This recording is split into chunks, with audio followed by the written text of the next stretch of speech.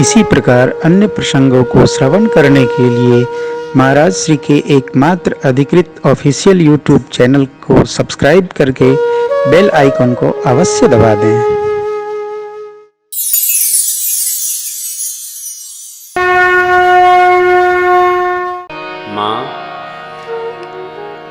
माता पिता को जिस संतान से संतुष्टि प्राप्त हो, उनके आचरण से प्रसन्नता हो, इससे बड़ी बात सौभाग्य की संतान के लिए क्या हो।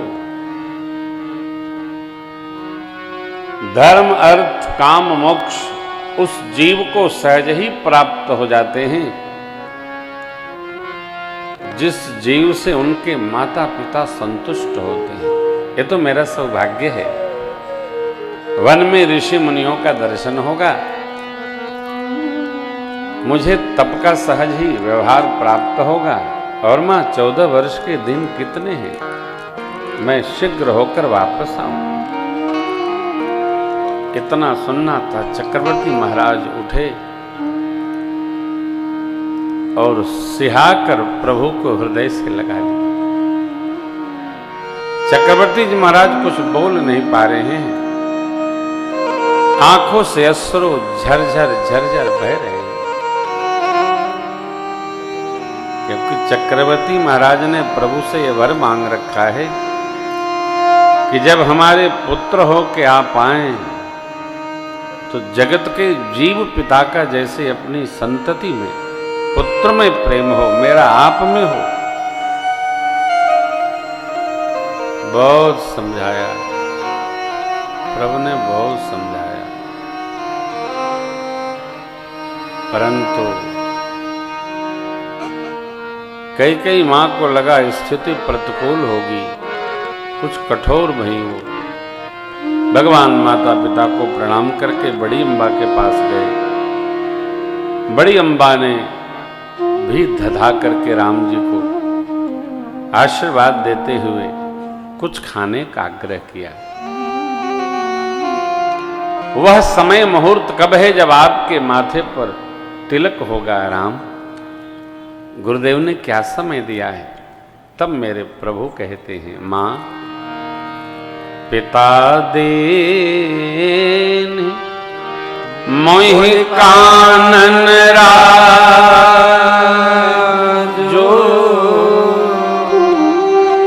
जहाँ सब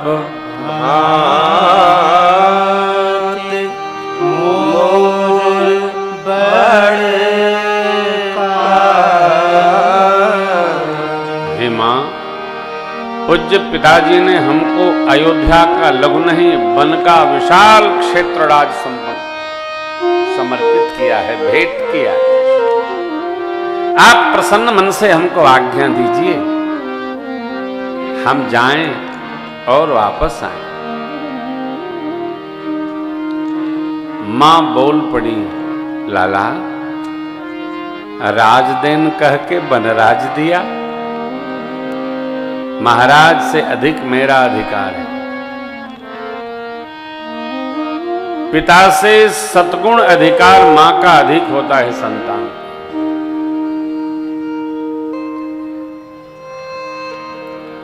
यदि पिताजी की आज्ञा है तो मैं आपकी ज्येष्ठा मां हूं, मैं रोकती हूं।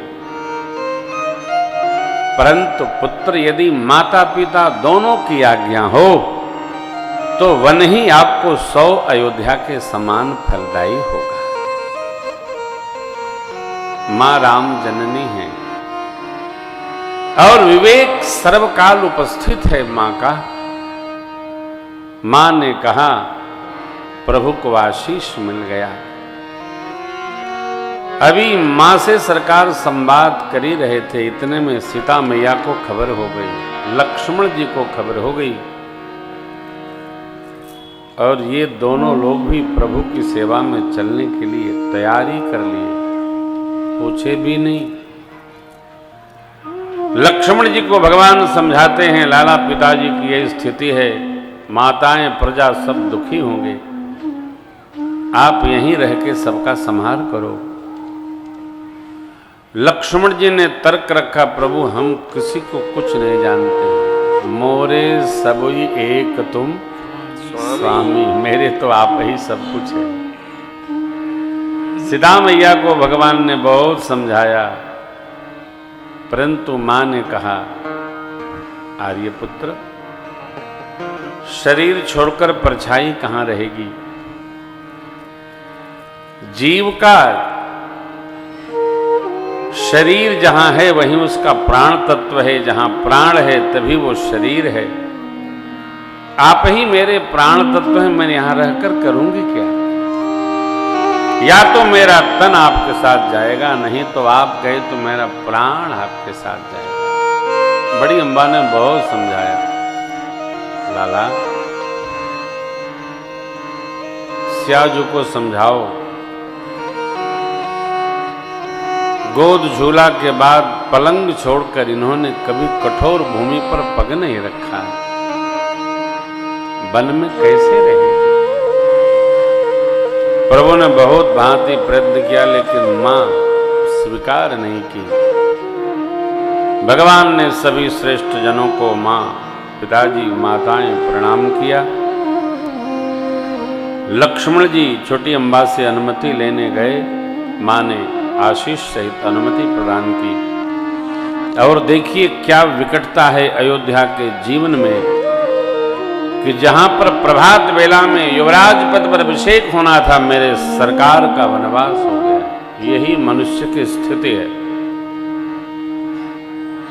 होने वाला क्या होता है और हो क्या जाता है, इसके स्वीकार का ही नाम भक्ति है।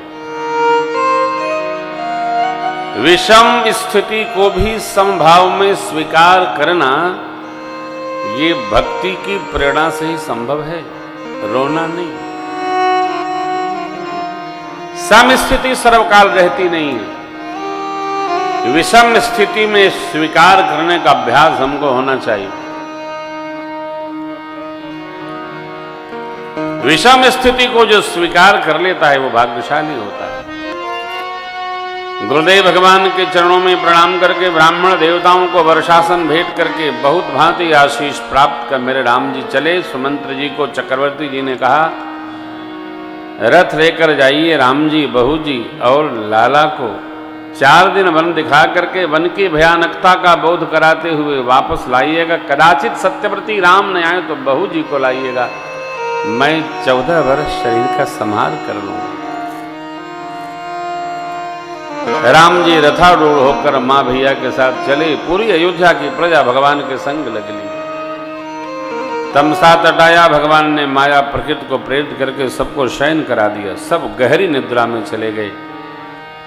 सचिव जी को प्रभु ने जगाया और कहा, रथ के चिन्ह को मारकर तात रथ आगे बढ़ाइए। रथारूढ़ होकर मां, प्रभु, भैया और सचिव जी आगे चले। श्रृंगवेरपुर के पहले मां गंगा का दर्शन हुआ।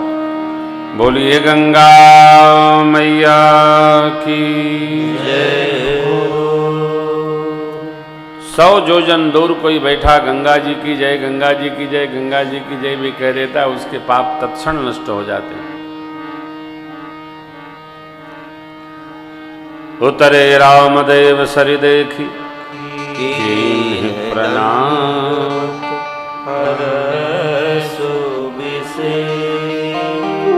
भगवान ने विशेष प्रसन्नता पूर्वक, अब देखिए यहां से भगवान की उदासीन लीला प्रारंभ होती है।